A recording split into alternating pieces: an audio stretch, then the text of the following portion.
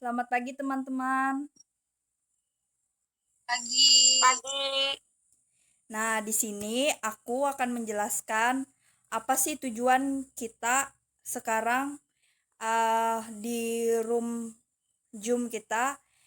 Di sini kita akan membuat video tentang BK pribadi sosial, di mana tugas ini adalah tugas kelompok yang diberikan oleh dosen pengampu mata kuliah kita yang terhormat, Ibu Mia. Nah, walaupun hanya lewat Zoom, di sini saya akan memperkenalkan anggota kelompok 2 yang beranggotakan saya sendiri Alpita Yeni Patricia, ada Septia Rahmawati, ada Nurul Asipa, ada Yudea, ada Florentino Charles, ada Dila, ada Besaria Sinaga, ada Fitriani, dan ada Naomi Teresia Gilin Penjahitan.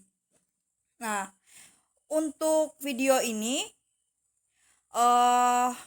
yang dapat hadir hanya 3 orang. Selanjutnya akan dilanjutkan oleh teman-teman yang lain untuk video keduanya. Nah, baik. Di sini video ini akan menggunakan tanya jawab antara satu dengan lainnya.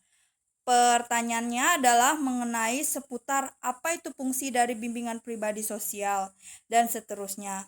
Nah, dimulai yang bertanya pertama kali yaitu saya, Piteni Patricia, yang menjawab nanti ada Septi dan Sipa. Nah, di sini pertanyaan saya yang pertama, apa tujuan bimbingan pribadi sosial menurut para ahli? Bisa dijawab oleh Septia. Menurut Syamsu Yusuf dan Juntika Nurisan, merumuskan beberapa tujuan bimbingan dan konseling yang terkait dengan aspek pribadi sosial sebagai berikut. 1. Memiliki komitmen yang kuat dalam mengamalkan nilai-nilai keimanan dan ketakwaan terhadap Tuhan Yang Maha Esa, baik dalam kehidupan pribadi, keluarga, pergaulan dengan teman sebaya, di sekolah, di tempat kerja, maupun masyarakat pada umumnya. Yang kedua, memiliki sikap toleransi terhadap umat beragama lain dengan saling menghormati dan memelihara hak dan kewajibannya masing-masing. Dan yang ketiga, memiliki pemahaman tentang irama kehidupan yang bersifat fluktuatif antara yang menyenangkan dan tidak menyenangkan, serta mampu meresponnya secara positif sesuai dengan ajaran agama yang dianutnya.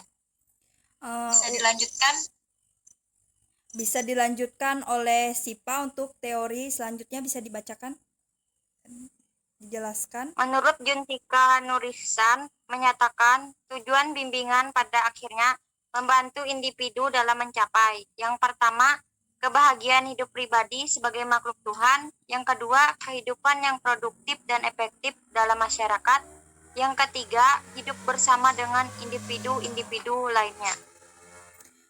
Baiklah, untuk video kita Zoom pertama ini akan kita selesaikan, dan untuk selanjutnya pertanyaan dan untuk menjawab nanti akan dilanjutkan oleh teman-temannya yang lain. Saya ucapkan terima kasih buat teman-teman.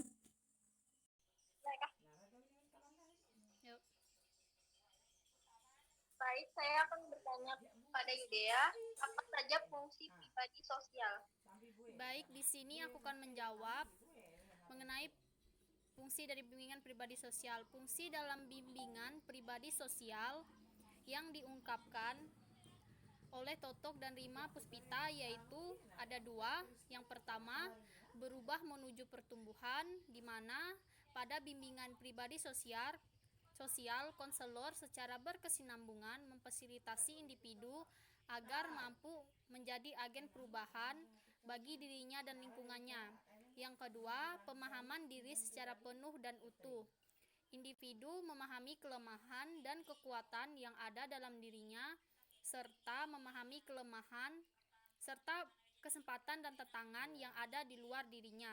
Pada dasarnya, melalui bimbingan pribadi sosial, diharapkan individu mampu mencapai tingkat kedewasaan dan kepribadian yang utuh dan penuh seperti yang diharapkan.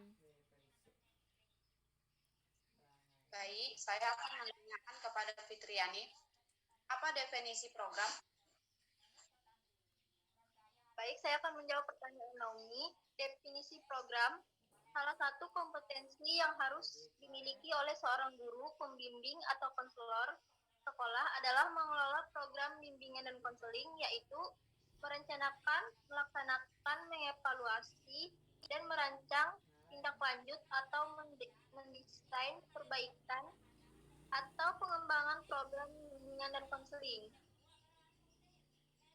Dapat disimpulkan, yang dimaksud dengan program bimbingan dan konseling adalah serangkaian rencana kegiatan layanan yang disusun secara sistematis, terencana, dan terarah berdasarkan pada analisis kebutuhan siswa, guna mencapai dan memfasilitasi perkembangan siswa secara optimal, serta untuk menunjang pencapaian tujuan, visi, dan misi sekolah.